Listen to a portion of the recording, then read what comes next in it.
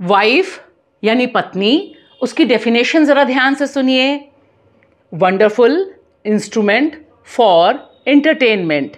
यह डेफिनेशन जिस तरह से इस समय वायरल है और जिस तरह से इसका राम राज से कनेक्शन है, मुझे लगता है बहुत जल्द देश के प्रधानमंत्री नरेंद्र मोदी भी वाइफ की डेफिनेशन यही देंगे। और चूंकि मामला उत्तर प्रदेश से जुड़ा हुआ है, तो हो सकता है योगी जी की नजर में भी तमाम पत्नियां इसी डेफिनेशन के जरिए देखी जाएंगी। यानी पत्नी का मतलब है कि ऐसा इंस्ट्रूमेंट, ऐसा औजार जिससे मर्दों को मिले एंटरटेनमेंट। जिस तरह से धर्मगुरु रामभद्राचार्य ने डेफिनेशन दी है और इसका कनेक्शन किया है राम राज से, वह वाकई एक बड़ा सवाल है, क्योंकि यह महान शख्स लगातार एक सोची समझी रणनीति के तहत देश को मनुस्मृति राज में ले जाने की पूरी कोशिश कर रहा है। ध्यान से देखिए इस आदमी के बारे में किस तरह से कमेंट्स और उसका महिमा मंडन किया जा रहा है। वाइफ कितनी खतरनाक होती है। वाइफ का पहला अक्षर आप अंग्रेजी में देख ही रहे हैं। आप जानते हैं, विवाहित लोग जानते हैं, उन्हीं से पूछ रहा हूँ।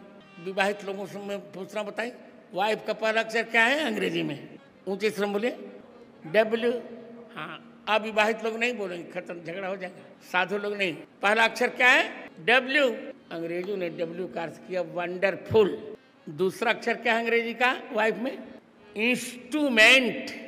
तीसरा अक्षर क्या है? F। R। चौथा अक्षर क्या है? E। एंजॉय। अब फुल फॉर्म क्या बन गया वाइफ का?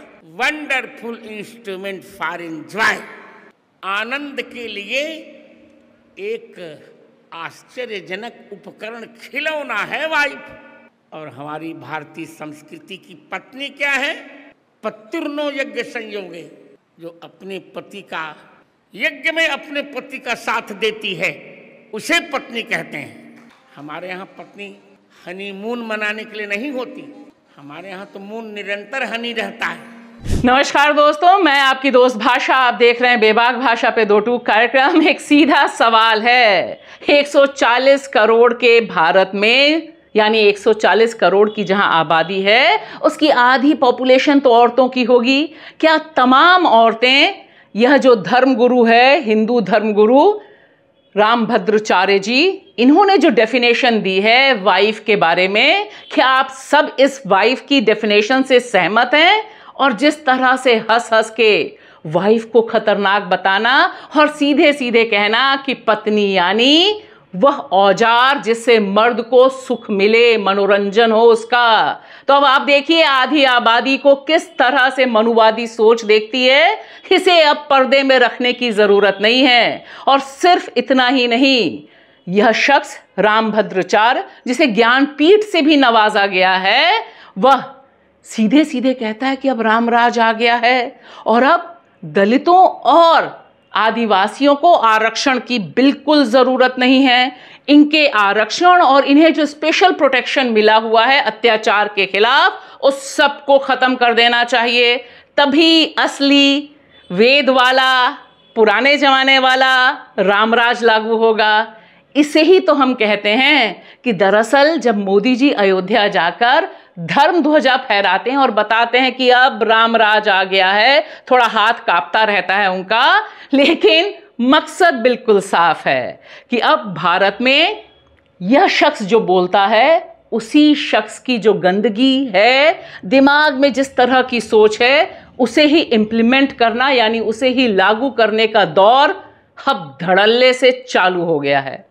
वैसे इस देश में महिलाएं और दलित आदिवासी, मोदी जी किसी भ्रम में नहीं हैं कि आप जो मनुवाद लाने की बात कर रहे हैं, जिसको आप नाम देते हैं रामराज का, उसमें हमारी स्थिति क्या होगी यह बहुत स्पष्ट है। और बार बार जो वेद, आप भी जब भाषण देते हैं तो बड़े लंबे लंबे श्लोक देते हैं, उन सब के पीछे किस तरह से जाति की गंदगी है और किस तरह से हम महिलाओं को गुलाम बनाने की सोच है, वह सबको पता है। अब दिक्कत इस बात की है कि आपका जो सबका साथ सबका विकास, बेटी पढ़ाओ बेटी बचाओ, यह सब जो स्लोगन्स हैं, यह दरअसल पीछे चले गए हैं।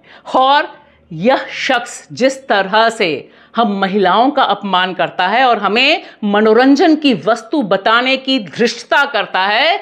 इतनी हिम्मत होती है इसकी कि इस तरह से हम महिलाओं का अपमान करें और वह सुरक्षित रहता है, क्योंकि दरअसल राम राज तो नहीं लेकिन मोदी राज तो देश में है ही। और देश में कॉन्स्टिट्यूशन के आगे आप मत्था टेक देते हैं, वी द पीपुल कहते हैं, लेकिन अंदर से हर क्षण किस तरह से मनुस्मृति को वापस लाया जाए, इसकी दिशा में यह सारे कदम उठाए जा रहे हैं। और यह राम भद्राचार पहली बार नहीं, अनगिनत बार इसी तरह के जहरीले और नफरती बोल चुका है। शुक्रिया।